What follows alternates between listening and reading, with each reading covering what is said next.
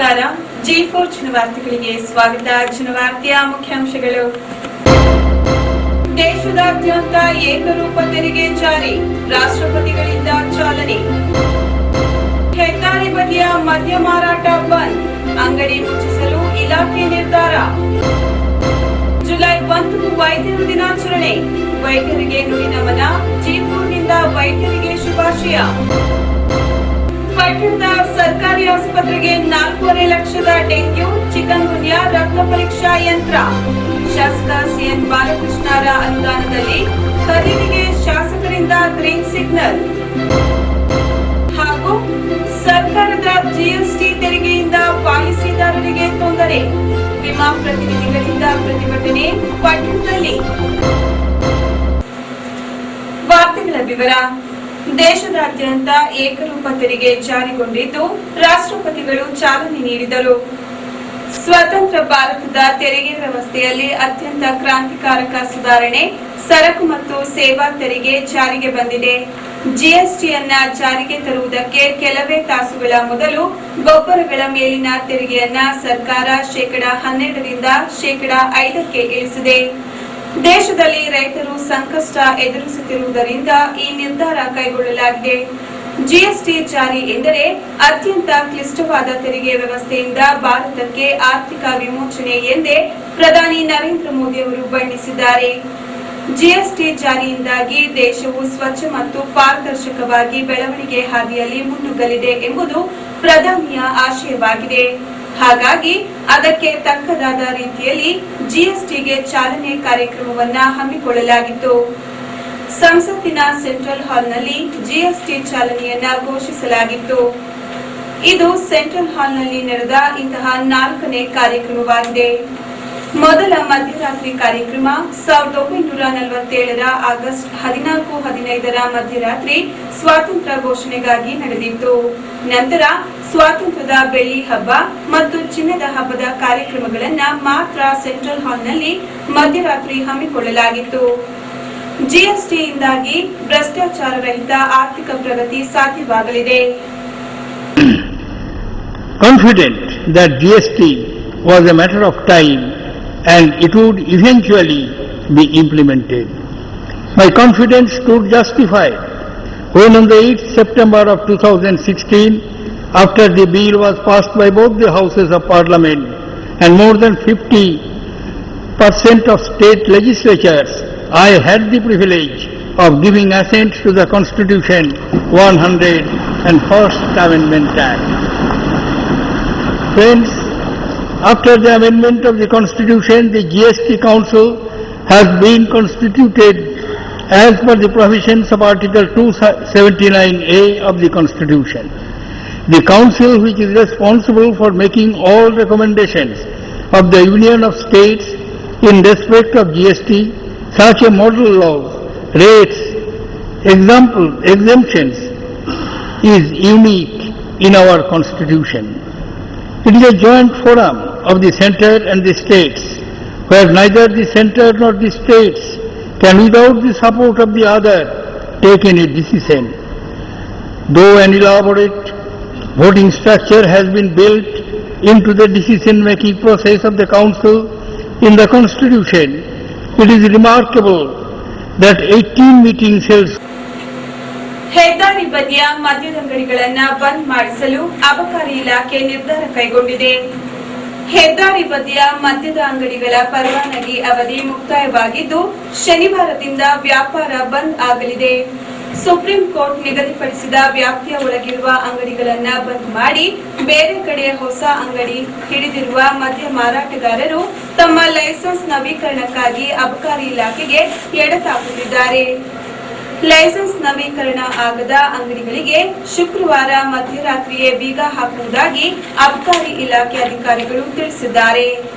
ಒಟ್ಟಾರೆ ಇವರು 10,165 ಮದ್ಯದ ಅಂಗಡಿಗಳಲ್ಲಿ ರಾಜ್ಯ ಮತ್ತು ರಾಷ್ಟ್ರೀಯ ಹೆದ್ದಾರಿಗಳ ಬದಿಯಲ್ಲಿ 6,015 ಇವೆ ಎಂದು ಅಬಕಾರಿ ಇಲಾಖೆ ಪಟ್ಟಿ ಮಾಡಿದೆ. ಸುಪ್ರೀಂ ಆದೇಶದಂತೆ ಈ ಅಂಗಡಿಗಳು ಬಂದ್ ಆಗಬೇಕಿದೆ. ರಾಜ್ಯ ಹೆದ್ದಾರಿಗಳಲ್ಲಿ 1476 ಕಿಲೋಮೀಟರ್ ಅನ್ನ ಸರ್ಕಾರ ಈಗಾಗಲೇ ಡಿನೋಟಿಫೈ ಮಾಡಿದೆ. ಇದರಿಂದ 1500 ಅಂಗಡಿಗಳು ಉಳಿದುಕೊಂಡಿವೆ. ಜುಲೈ 1ರಂದು ವೈದ್ಯರ ದಿನಾಚರಣೆಯಾಗಿದ್ದು G4 ವೈದ್ಯರಿಗೆ ಶುಭಾಶಯ ಕೋರಿ ಅವರೊಡನೆ ಮಾತನಾಡಿಸಿದೆ.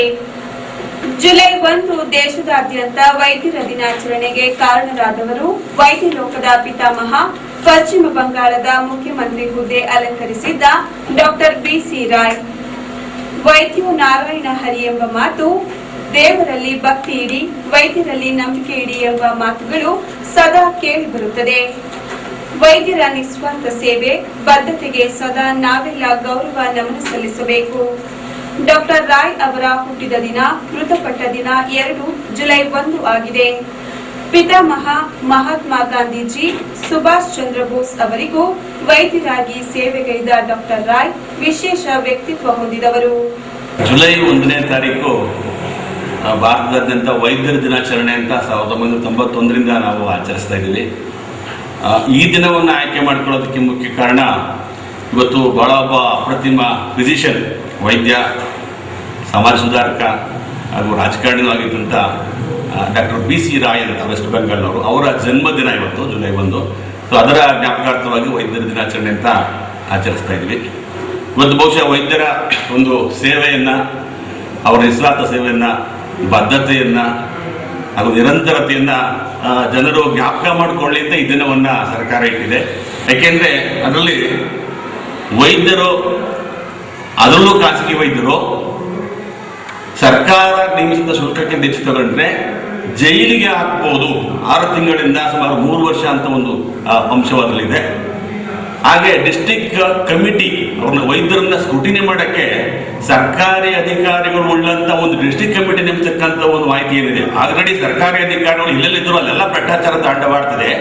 ಅಂಥ ಸರ್ಕಾರಿ ಅಧಿಕಾರಿಗಳು ಪಾವಿತ್ರ್ಯತೆ ಉಳ್ಳಂತ ವೈದ್ಯ ಕ್ಷೇತ್ರವನ್ನು ನಿರಂತಿಸ್ತಾರೆ, ವೈದ್ಯರಿಗೆ ಕರೆದು ಫೈನ್ ಹಾಕ್ತಾರೆ ಅಂದರೆ ಅದು ಎಷ್ಟರ ಮಟ್ಟಿಗೆ ಅಪಾಯಕಾರಿ, ಅವೈಜ್ಞಾನಿಕ ಹಾಗೂ ವೈದ್ಯರಿಗೆ ಅವಹೇಳನೆ ಮಾಡ್ತಕ್ಕಂಥ ಒಂದು ಮಸೂದೆ.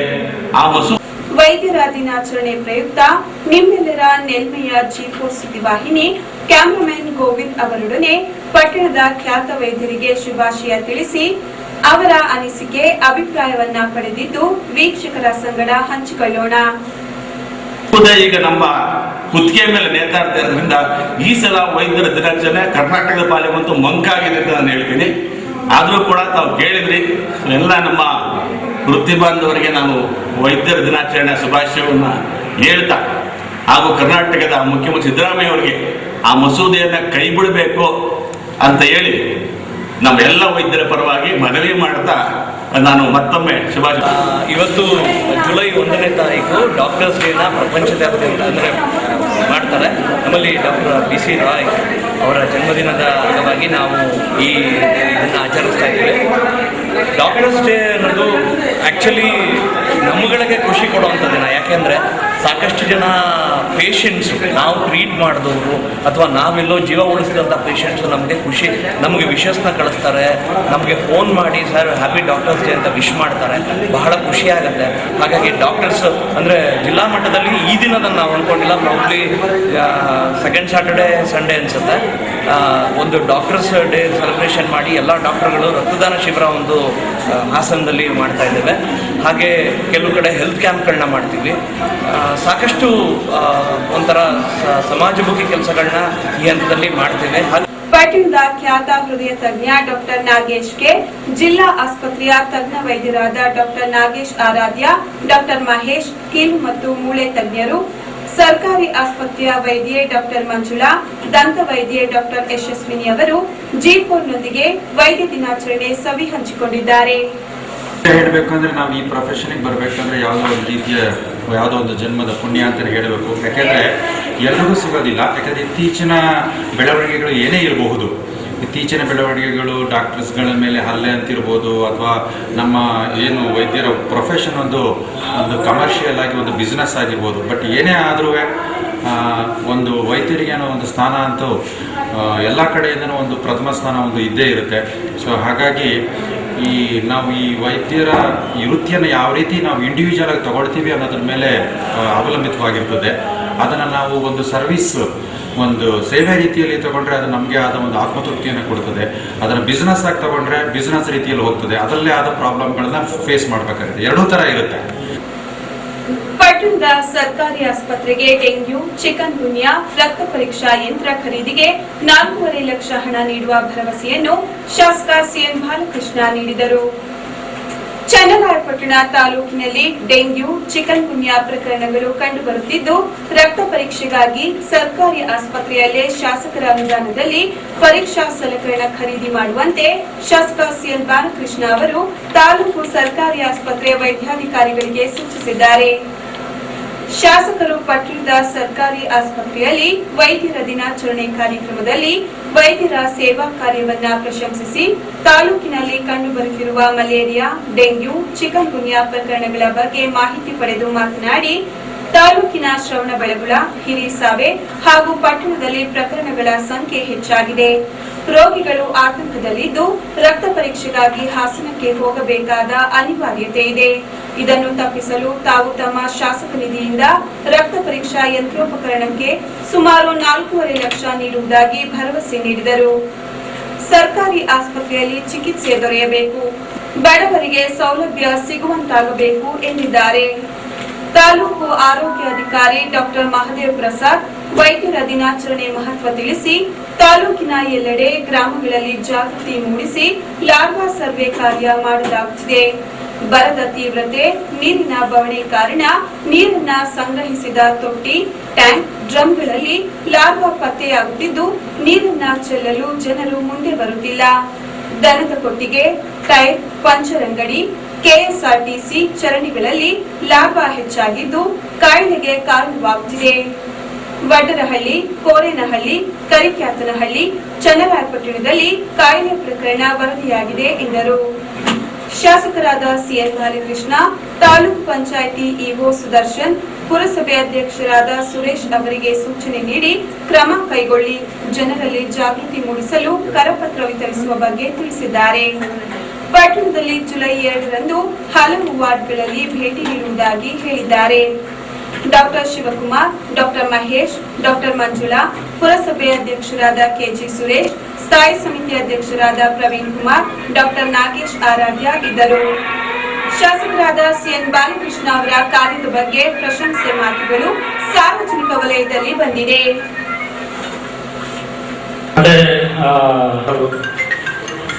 ಒಳ್ಳೊಳ್ಳೆ ಇದನ್ನ ಕಾರ್ಯಕ್ರಮಗಳನ್ನ ಹಮ್ಮಿಕೊಂಡು ಸೇವೆ ಮಾಡ್ತಾರೆ.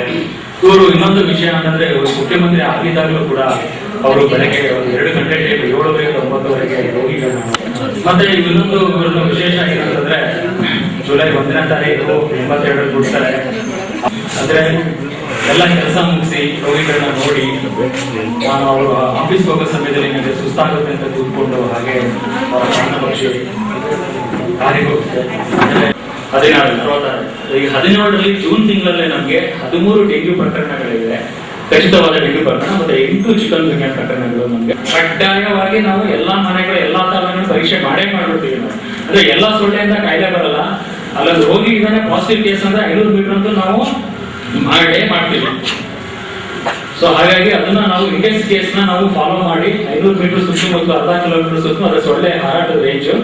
ಸೊ ಅದನ್ನ ಮಾಡಿದ್ವಿ. ಮತ್ತೆ ಒಂದು ಸೊಳ್ಳೆ ದಿನಕ್ಕೆ 120ರಿಂದ 150 ಮೊಟ್ಟೆಗಳು ಇರ್ತವೆ.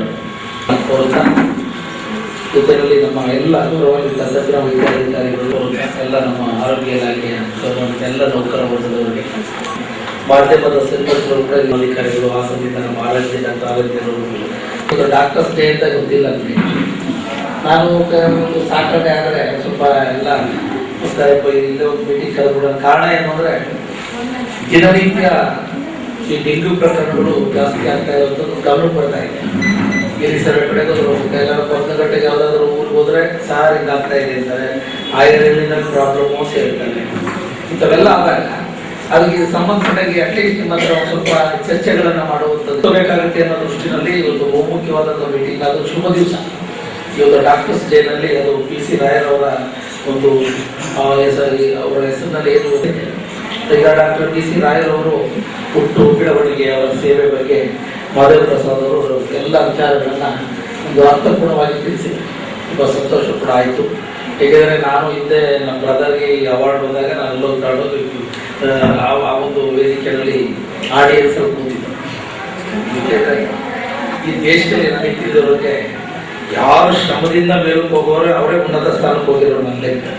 ಶ್ರಮದಿಂದ ಬಹುಶಃ ಅವರ ಹುಟ್ಟು ಜೀವನ ನೋಡಿದರೆ ಅವರ ನಾವು ತುಂಬ ನಾವು ಶ್ಲಾಘನೆ ಮಾಡಬೇಕಾಗ್ತದೆ. ಇವರು ಅವರೆಲ್ಲ ದೇಶದ ಆಸ್ತಿಗಳಾಗಿ ರೂಪುಗೊಂಡಿದ್ದಾರೆ. ಅವರ ತತ್ವ ಸಿದ್ಧಾಂತ, ಅವರ ಸೇವಾ ಮನೋಭಾವನೆಯನ್ನು ನಾವೆಲ್ಲರೂ ಕೂಡ ಜೀವನದಲ್ಲಿ ಅರ್ಥ ಮಾಡ್ಕೊಂಡು ಡಾಕ್ಟರ್ಸ್ ಆಗಿರ್ಬೋದು, ಅದರಲ್ಲಿ ಮಾಡುವಂಥ ನಮ್ಮ ನರ್ಸಸ್ ಆಗಿರ್ಬೋದು, ಇಲ್ಲ ಮೇಲು ಫಿಮೇಲ್ ವರ್ಕರ್ಸ್ ಎಲ್ಲ ಏನಿದ್ರಿ ಅವರ ತತ್ವಗಳ ರಚನೆ ಮಾಡಿದರೆ ಈ ದೇಶ ಮುಟ್ಟಿರ್ತಕ್ಕಂಥದಕ್ಕೆ ಸಾರ್ಥಕ ಅಂತ ನಾನಾದರೂ ಕೂಡ ಭಾವಿಸಿದ್ದೇನೆ. ಇವತ್ತು ಸ್ಥಳೀಯವಾಗಿ ಬಹುಶಃ ಎಲ್ಲ ಕಡೆ ಮೇಲ್ ಫಿಮೇಲ್ ವರ್ಕರ್ಸ್ಗಳು ಕೂಡ ಅವ್ರ ಕರ್ತವ್ಯದಲ್ಲಿ ನಿರತರಾಗಿದ್ದೀರ. ನೀವು ಕೂಡ ನಿಮ್ಮ ವ್ಯಾಪ್ತಿನಲ್ಲಿ ಪ್ರಾಮಾಣಿಕವಾದಂಥ ಸೇವೆನ ಮಾಡ್ತಾ ಇದ್ದೀರಿ. ಆದರೂ ಕೂಡ ಇವೆಲ್ಲ ನಮ್ಮ ಸೇವೆಗೆ ಒಂದು ರೀತಿ ಪೈಪೋಟಿ ಲೆಕ್ಕದಲ್ಲಿ ಇರುವಂಥ ಪ್ರಕರಣಗಳು ಕೂಡ ಬರ್ತಾ ಇದೆ. ಪಾಪ್ಯುಲೇಷನ್ ಜಾಸ್ತಿ ಆದಂಗೆ ಒಂದು ಕಡೆ ಮಳೆಯ ಪ್ರಮಾಣ ಕಡಿಮೆ ಆದಮೇಲೆ ಈ ನೀರು ಸ್ಟೋರ್ ಆಗುವಂಥ ಸಂದರ್ಭಗಳು ಕೂಡ ಬಂದೋದಿದೆ. ಅದಕ್ಕೆ ಈಗ ಮಾದೇವ ಪ್ರಸಾದ್ ಅವರು ಕೂಡ ಪ್ರತಿಯೊಂದು ಹಂತಕ್ಕೂ ಏನೇನು ಬರ್ತಾ ಇದೆ ಹಳ್ಳಿನಲ್ಲಿ ಡೆಂಗ್ಯೂ ಫೀವರ್ ನೀರಿನಿಂದನೇ ಅದು ಉತ್ಪತ್ತಿಯಾಗಿ ಅದು ಕ್ಲೀನಿಂಗ್ ಇಲ್ಲದೆ ಇದರಿಂದ ಎಲ್ಲ ಬರ್ತಾ ಇದೆ ಅನ್ನೋದನ್ನ ಇವರು ಹೇಳಿದ್ದಾರೆ.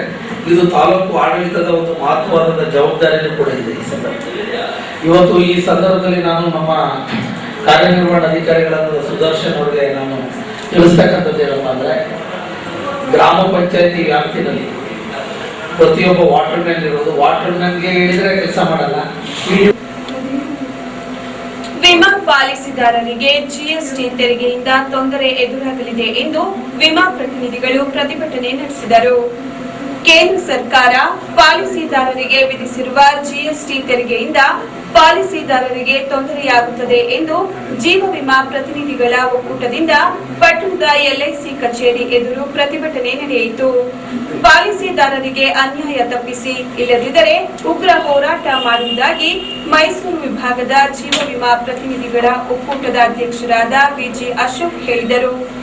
ಪ್ರತಿಭಟನೆಯ ನೇತೃತ್ವ ವಹಿಸಿದ್ದ ಅಶೋಕ್ ಪಾಲಿಸಿದಾರರಿಗೆ ತೊಂದರೆಯಾಗಬಾರದು ಎಂದರು.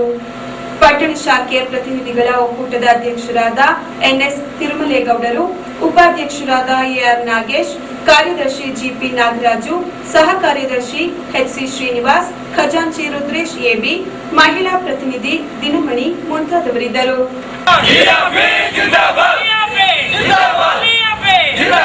ಏನು ಪಾಲಿಸಿದಾರರಿಗೆ ಕೇಂದ್ರ ಸರ್ಕಾರ ಏನು ಇವತ್ತು ಪಾಲಿಸಿದಾರರ ಪ್ರೀಮಿಯಂ ಮೇಲೆ ಸೇವಾ ತೆರಿಗೆಯನ್ನು ಈಗ ವಿಧಿಸ್ತಾ ಇದೆ.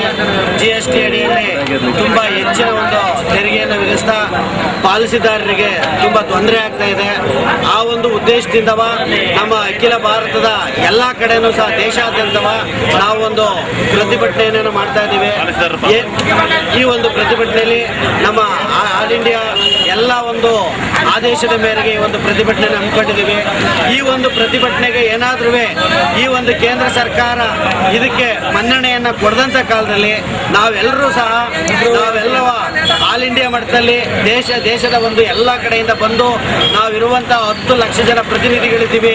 ಆ 10 ಲಕ್ಷ ಪ್ರತಿನಿಧಿಗಳು ಎಲ್ಲ ಒಟ್ಟಿಗೆ ಸೇರಿ ದೆಹಲಿನಲ್ಲಿ ಒಂದು ಉಗ್ರವಾದ ಪ್ರತಿಭಟನೆಯನ್ನು ಹಮ್ಮಿಕೋಬೇಕು ಅನ್ನೋದು ನಮ್ಮ ಅಖಿಲ ಭಾರತದ ಒಂದು ಒಕ್ಕೂಟದ ಒಂದು ಉದ್ದೇಶ ಆಗಿದೆ.